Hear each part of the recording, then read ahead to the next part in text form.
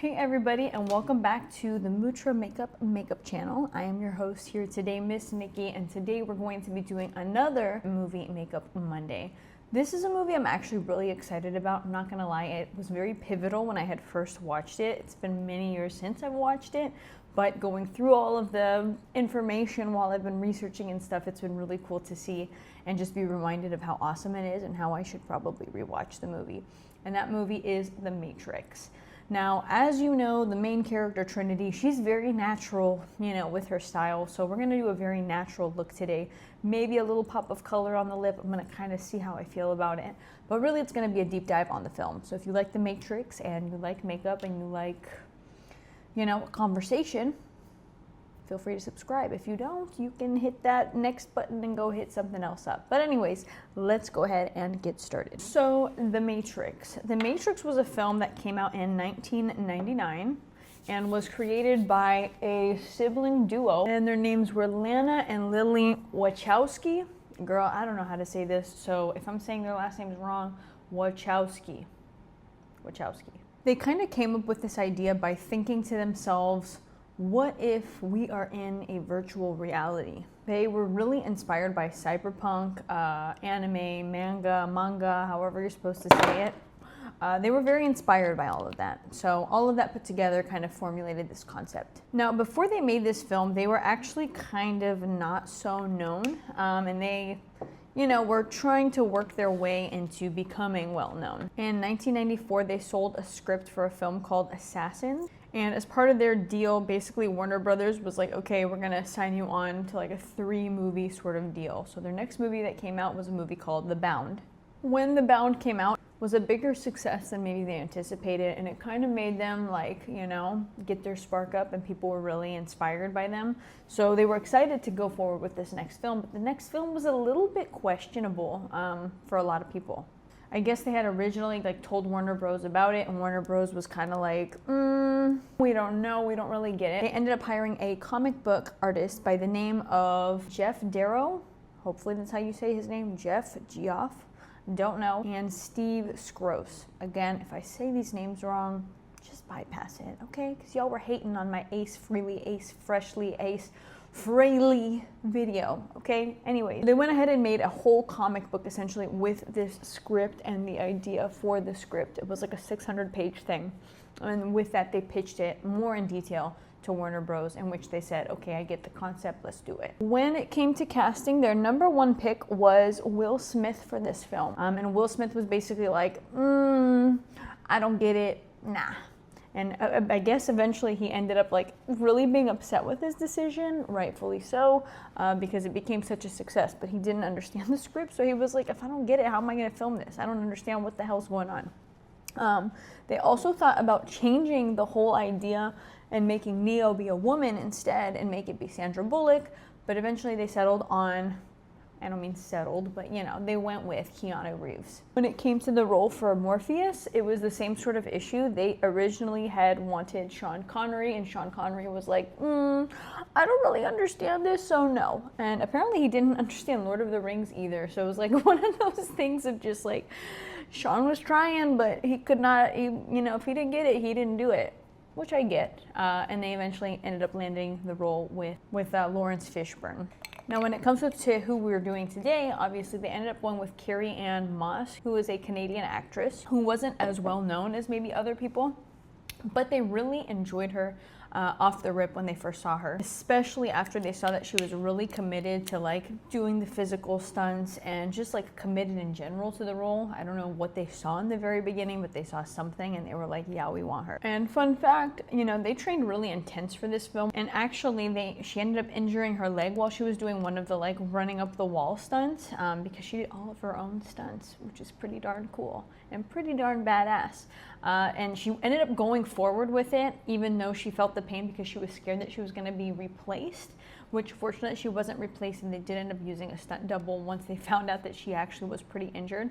But yeah, she was very dedicated, long story short. What I love about films too is that people really have to get in their zone, and that's exactly what they all were really kind of told to do. When it came to their scripts, they had basically books and readings that they all had to read in advance to being on set and being filmed and all that stuff, because it was such a weird thing that they had to kind of understand like weirdness. Apparently Keanu Reeves just like jumped right into it and loved it and was reading it and was really interested, whereas Miss Carrie Ann was kind of like, okay, I'm reading these like things, but like I'm not really getting it. But again, she went forward with it, which is awesome. You know, it wasn't like no shame, but Will Smith and what's his name?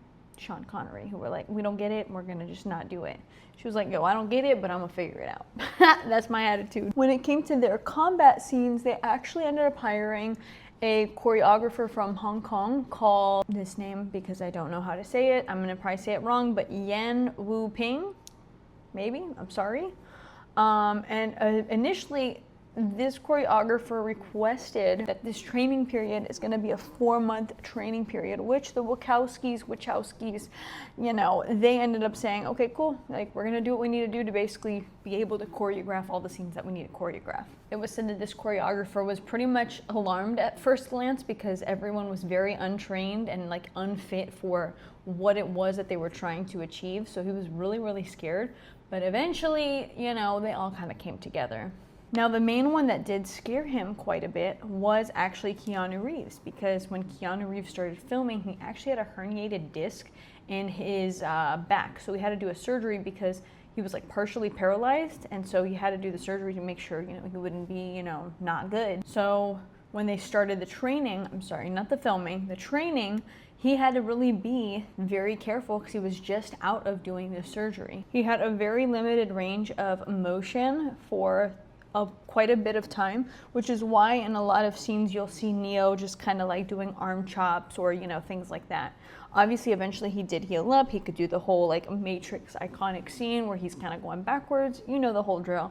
But it took a minute because of, you know, what he was going through. When it came to locations that they shot in primarily Sydney, Australia, because it was cheaper. They did have a $60 million budget, but granted all the things that they wanted to achieve, it was like, okay, we gotta make sure we got enough, you know what I'm saying? One of the scenes that they actually found pretty hard to do was the scene where they are saving Morpheus in the helicopter.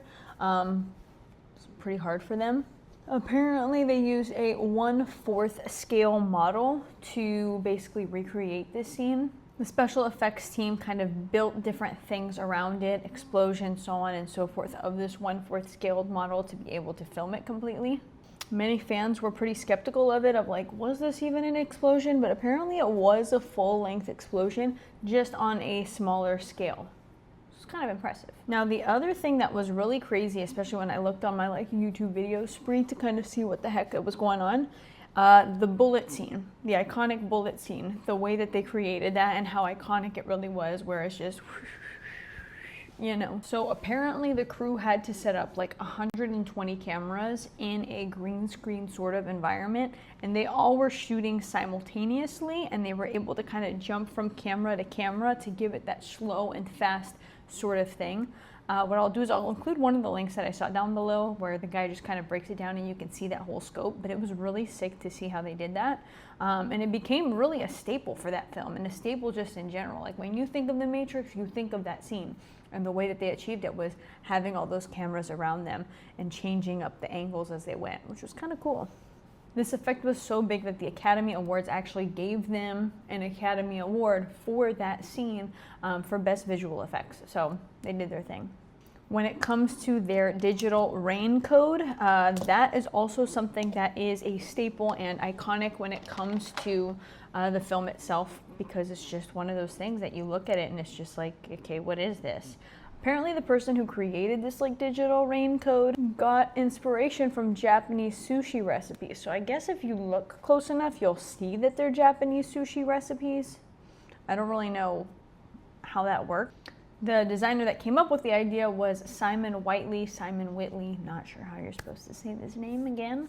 And basically he saw his wife's cookbook and was like, that's kind of interesting how it's all written out. Let me try to do that. And then again, became what it became. Now, when it comes to the costume design, Kim Barrett was the main costume designer from what I could find, and a lot of things that, you know, she had to consider wasn't just like, okay, does this look cool? You have to think about it. There's a lot of people in this film who are flying and jumping and going from one side of the other. So she had to really incorporate the costume design to look cool, but also be functional for kicks. In some instances, it had to be like a thicker material to where the wires could like pull them up. So, I mean, it was kind of a big project for her. Sometimes she would use up to 3 different fabrics in a costume, or have multiple different versions of that same costume for them to use depending on what scene they were using it in. So it's a lot of work. Iconic sunglasses were created by a guy by the name of Richard Walker by Blind Design. Neo's glasses were very sleek and rectangular. Morpheus's were rimless and circular, while Trinity's were very narrow and sharp, and it all kind of fed into this hacker mystique, so to speak, that everyone kind of had. I'm having a hard time with this eye look because it's very nude. It's a very nude look. So I think I'm gonna kind of keep it at this natural and put a little bit of brown, like a light brown. So The Matrix eventually does hit theaters, obviously, in March of 1999. It wasn't really one that people were anticipating anything too crazy with, but they did have a very solid like marketing thing that they did beforehand. It did release, I think, on the same weekend, if not close weekends, with Star Wars Episode 1, The Phantom Menace. So it was like, you know, they were kind of going up to, you know, head to head once it came out. One of their marketing tactics or marketing things that they did was, what is the Matrix? That was like their big thing. With one of their most notable things being at the Super Bowl, they had Trinity doing like kicks and all this like crazy stuff.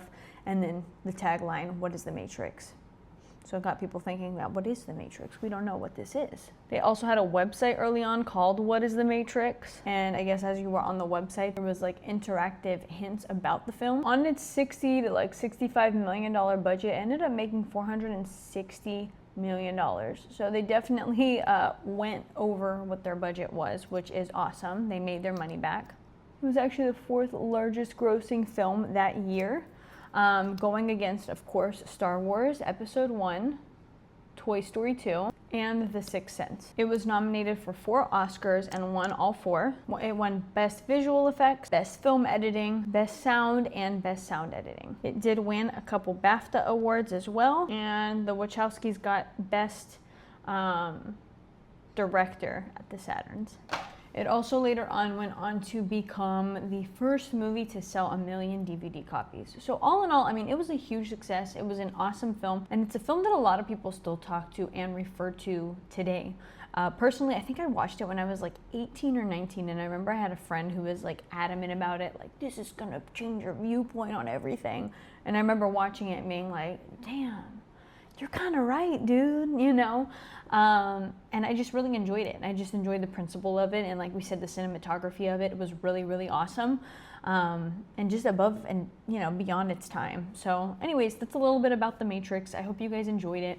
I think the makeup kind of does resemble her quite a bit. Obviously I have a lot of acne today because it's period week. But either way, it kind of did achieve it for the most part. It's a very natural and nude look. If you are looking to recreate this look, obviously you're gonna have to, you know, slick your hair, maybe cut it, put on a wig, do a whole sort of thing. But for me today, I'm down for like this natural sort of vibe.